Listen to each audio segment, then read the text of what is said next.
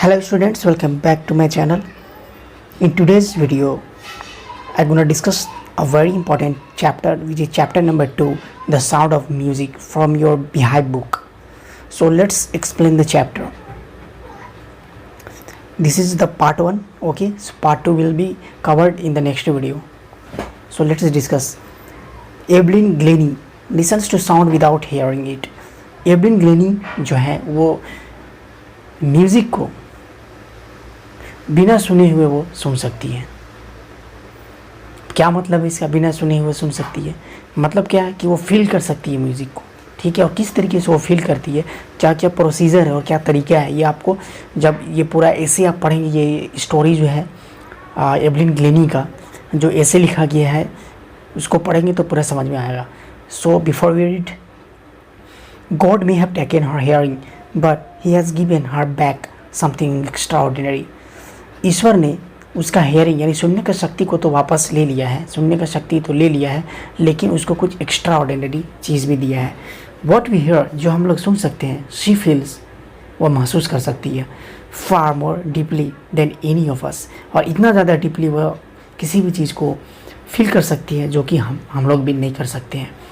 That is why she expresses music so beautifully, और यही वजह है कि वह म्यूज़िक को बहुत ही अच्छे तरीके से एक्सप्लेन कर सकती है, एक्सप्रेस कर सकती है। Read the following account of a person who fought against a physical disability and made her life a success story. आइए इस फॉलोइंग अकाउंट यानी ये जो नीचे जो ऐसे दिया गया है इसको पढ़ते हैं। एक आदमी का बारे में है और देखते हैं कोई किस तरीके से फाइट करती है फिज़िकल डिसेबिलिटी होने के बाद भी, विकलांग होने के बाद भी, फिजिकल डिसेबिलिटी होने के बाद भी वो किस तरीके से फाइट करती है और किस तरीके से अपना जीवन में वो कामयाब होती है। So let's discuss. Rush hour crowds jostle for position on the underground train platform. एक ट्रेन है, अंडरग्राउंड प्लेटफॉर्म का, अंडरग्राउंड ट्रेन प्लेटफॉर्म है। उसमें क्या है कि लोगों का भीड़ लगा हुआ है बहुत ज़्यादा और लोग एक दूसरे को धक्का मुक्की कर रहे हैं। तो वहीं पर कोई लड़की है, अ स्लाइट गर्ल, एक पतली सी लड़की, दुबली पतली सी लड़की, लुकिंग यंगर देन हर 17 ईयर्स, और वो अपना जो उम्र हो रहा है 17 साल उससे भी ज़्यादा दिख रही है। Was nervous at excited as she felt the vibration of the approaching train, और वह थोड़ा सा नर्वस फील कर रही है क्योंकि वो ट्रेन जो आ रहा है उस ट्रेन का आवाज़ को वो महसूस कर रही है, हमारी वाइब्रेशन को वो महसूस कर रही है। It was her first day, यह उसका पहला दिन था at the prestigious royal Academy of music in London. London में जो म्यूज़िक एकेडमी है वहाँ पर इसका ये पहला डे था, फर्स्ट डे था। And daunting enough for any teenager fresh from a Scottish farm, और साथ ही साथ वह डरी हुई थी for any teenagers fresh from her Scottish farm, क्योंकि वहाँ पर जितने भी लोग गए थे उसमें से ये भी टीनेजर थी और वो डरी हुई थी। But this aspiring musician faced a bigger challenge than most, लेकिन ये जो म्यूजिशियन है ये बहुत ज़्यादा चैलेंजेस को फेस की हुई है। शी वॉज प्रोफाउंडली डीफ, और वह क्या है कि बहरी है, सुन नहीं सकती है। Evelyn Glennie loss of hearing had been gradual.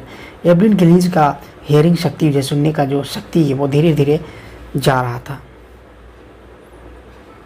Her mother remembers noticing something was wrong when the 8 years old Evelyn was waiting to play the piano.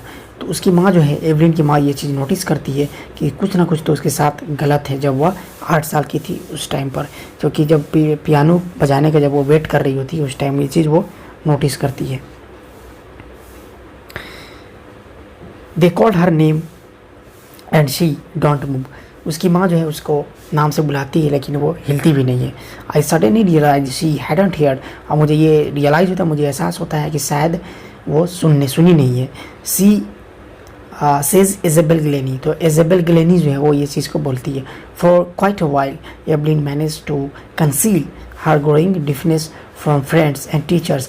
कुछ दिनों तक तो, कुछ समय तक तो उसने अपने फ्रेंड से और अपने टीचर से ये जो बात है नहीं सुनने का, इसको तो वो छिपाते रही। बट बाय द टाइम, लेकिन बाद में फिर क्या हुआ, she was 11 her marks had deteriorated and her headmistress urged her parents to take her to a specialist. लेकिन जैसे ही वह बाद में क्या होता है कि उसका परफॉर्मेंस जो है, यानी कि जो टेस्ट स्कूल सब में होता है, तो उसमें उसका परफॉर्मेंस सही नहीं था। तो उसका एवलिन ग्लेनी की जो हेड मिस्ट्रेस थी, उसने उसके पेरेंट्स से अर्ज़ किया कि इसको आप किसी स्पेशलिस्ट के पास ले जाइए। It was then discovered that her hearing was severely impaired as a result of gradual nerve damage. तो फिर बाद में ये डिस्कवर किया गया, ये पता चला कि ग्रेजुअल नर्व की वजह से उसका जो सुनने का शक्ति वो धीरे धीरे खत्म हो रहा है। They were advise that she should be fitted with hair aids and sent to a school for the deaf. फिर उसको बाद में ये एडवाइस दिया जाता है कि बाद में उसको ये एडवाइस दिया जाता है कि उसको कुछ हेयरिंग एड्स देना पड़ेगा, साथ ही साथ स्कूल में अब क्यों डीफ लोग का जो स्कूल होता है जिसमें बहरे लोग पढ़ते हैं, उस स्कूल में इसको भेजा जाए। Everything suddenly looked black says Evelyn. और एवलिन फिर बाद में बोलती है कि सडनली वो बोलती है कि हर एक चीज़ जो है वो ब्लैक ब्लैक दिखाई देता है। But Evelyn was not going to give up. लेकिन एवलिन जो है वो छोड़ने वाली नहीं थी, मतलब गिव अप करने वाली नहीं थी। She was determined to lead a normal life. और उसने ये डिटरमाइन कर लिया था कि उसे एक नॉर्मल लाइफ ही जीना है। And pursue her interest in music. और वो म्यूजिक में अपना करियर को बनाना चाह रही थी। One day she noticed a girl playing a xylophone and decided that she wanted to play it too. एक बार उसने क्या हुआ कि एक लड़की को जाइलोफोन बजाते हुए देखा, तो उसने भी यह इच्छा जाहिर किया, उसको भी ये शौक लगा कि मैं भी उसे बजाऊं। जाइलोफोन क्या होता है आप देख सकते हैं इस फिगर में, यहाँ पर आप दिख रहा होगा, ये है जाइलोफोन। ठीक है, इसको कहा जाता है जाइलोफोन। एक 2 स्टिक होता है और इससे उसको बजाया जाता है। काफ़ी अच्छा म्यूजिक निकलता है इससे। Most of the teachers discourages her, but percussionist Ron Forbes spotted her potential। लेकिन बहुत सारे टीचर्स ने उसको डिस्करेज किया, लेकिन एक परकशनिस्ट थे। परकशनिस्ट कहा जाता है, परकशनिस्ट कहने का मतलब हो जाएगा जो ड्रम वगैरह बजाते हैं उसको कहा जाता है। तो एक थे वहाँ पर परकशनिस्ट थे, उनका नाम था रॉन फॉर्ब्स। उसने ये स्पॉट किया, उन्होंने ये ध्यान दिया कि इस लड़की में कुछ एक्स्ट्रा पोटेंशियल है। He began by tuning 2 large drums to different notes. फिर उसने क्या किया, वो जो आदमी है उसने ड्रम्स बजाना किया 2 अलग अलग नोट्स में। Don't listen through your Aires he would say. और उसने कहा कि उस लड़की को कहा कि तुम अपने कानों से इसको सुनने का कोशिश मत करो। Try to sense it some other way says Evelyn. और एवलिन को कहा गया कि तुम क्या करो, इसको कुछ और तरीके से इसको सुनने का कोशिश करो। Says Evelyn suddenly says Evelyn, suddenly I realized I could feel the higher drum from the waist up and the lower one from the waist down। फिर एवलिन बोलती है अचानक कि वो ये रियलाइज़ करती है, वो ये महसूस कर रही है कि यानी कि वो फील कर सकती है कि जो हायर ड्रम है, जो ढोल का जो हायर ड्रम जो बज रहा है उसको वो वेस्ट का अपर पार्ट से, ठीक है, कमर का अपर पार्ट से वो उसको महसूस कर सकती है। And the lower one from the waist down. और जो ड्रम का जो लोअर नोड है उसको वो वेस्ट अपना कमर का नीचे पार्ट से उसको महसूस कर सकती है। Forbes repeated the exercise. और फोर्ब्स ने क्या किया कि इस एक्सरसाइज को, ये जो एक्टिविटी हो रहा था उसको वो रिपीट करते रहे। And soon Evelyn discovered that she could sense certain notes in different parts of her body.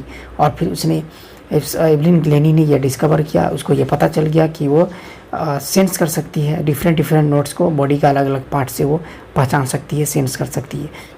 I had learn to open my mind and body to sounds and vibration. और उसने सीख लिया, क्या सीख लिया, किस तरीके से साउंड और वाइब्रेशन साउंड्स को वो कैच करेगा, कैच करेगी बॉडी के अलग अलग हिस्सों से वाइब्रेशन की मदद से, उसको उसने सीख लिया। यानी एवलिन ग्लेनी ये चीज़ सीख ली।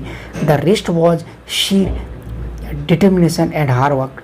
और बाकी जो था उसको बहुत ज़्यादा मेहनत करना था और चीज़ों के लिए। She never looked back from that point onwards. और फिर वो बाद में दोबारा उसको पीछे मुड़ के देखने का कोशिश नहीं की, मतलब वो करते ही रहे मेहनत। She toured the United Kingdom with a young orchestra and by the time she was 16। और फिर वो क्या हुआ कि एक ऑर्केस्ट्रा के साथ वो यूनाइटेड किंगडम में टूर पर चली गई। एंड बाय द टाइम, और फिर बाद में शी वाज 16, जब वह 16 साल की हुई, she had decided to make music her life. तो उसने म्यूज़िक को ही अपना लाइफ बनाने का कोशिश कर लिया, करियर बनाने की कोशिश कर ली। She auditioned for the Royal Academy of Music and scored one of the highest marks in the history of the academy. और फिर उसने क्या किया, ऑडिशन दिया वहाँ पर जाकर रॉयल एकेडमी म्यूजिक में, और उसने पूरा सबसे ज़्यादा मार्क्स वो हाईएस्ट मार्क्स जो है वो गेन की वहाँ पर, और उस एकेडमी में सबसे ज़्यादा हाईएस्ट मार्क्स गेन करके हिस्ट्री क्रिएट करके she gradually moved from orchestral, लेकिन वो फिर बाद में वो ऑर्केस्ट्रल परफॉर्मेंस को छोड़ के वो सोलो परफॉर्मेंस में चली गई। मतलब जो ग्रुप में परफॉर्मेंस करती थी उसको छोड़ के अब वो क्या करने लगी, यानी कि सोलो परफॉर्मेंस वो करने लगी। ठीक है। At the end of her 3 years course she had captured most of the top awards, और उसने बाद में क्या हुआ 3 साल के करियर में उसने बहुत ज़्यादा अवार्ड वगैरह अचीव कर लिया। एंड फॉर ऑल दिस, और इसके बाद ये सब होते हुए भी Evelyn won't accept any hint of, जो एवलिन थी उसको कोई अचीवमेंट जो है वो एक्सेप्ट नहीं कर रही थी। मतलब उसको ये नहीं लग रहा था कि मैंने ज़्यादा कुछ हासिल कर लिया है। If you work hard and know where you are going, अगर तुम मेहनत कर रहे हो और तुम ये जान रहे हो तुम कहाँ जा रहे हो, यू विल गेट देयर, तो तुम वहाँ पहुँच जाओगे। And she got right to the top, the world's most sought after multi percussionist with a mastery of some 1000 instrument. और फिर बाद में क्या हुआ कि वो एकदम टॉप क्लास में आ गई। The world most sought after percussionist, मतलब वो बहुत जितने भी परकशनिस्ट लोग थे, म्यूजिशियन जो थे, जो ड्रम वगैरह बजाते थे, तो उनके ऊपर भी वो आगे पहुंच गई। ठीक है। With the mastery of some 1000 instrument, और बड़े 1000 इंस्ट्रूमेंट के सामने वो अपना जो है परफॉर्मेंस वो देने लगी। एंड हेक्टिक इंटरनेशनल शेड्यूल, और वो इंटरनेशनली भी फेमस हो गई, इंटरनेशनल शेड्यूल में भी वो काम करने लगी। सो आज के वीडियो में इतने डिस्कस करते हैं। ये पार्ट 1 है और पार्ट 2 वीडियो आपको अपलोड कर दिया जाएगा। आप पार्ट 2 में आप पूरा इसको देख सकते हैं एवलिन गिलानी का। इसके बाद फिर बिस्मिल्लाह खान का है, वो भी 2 पार्ट में आगे वीडियो, उसको भी आप देख सकते हैं और समझ सकते हैं। So I hope you will enjoy this. So thank you, bye bye, have a nice day and night.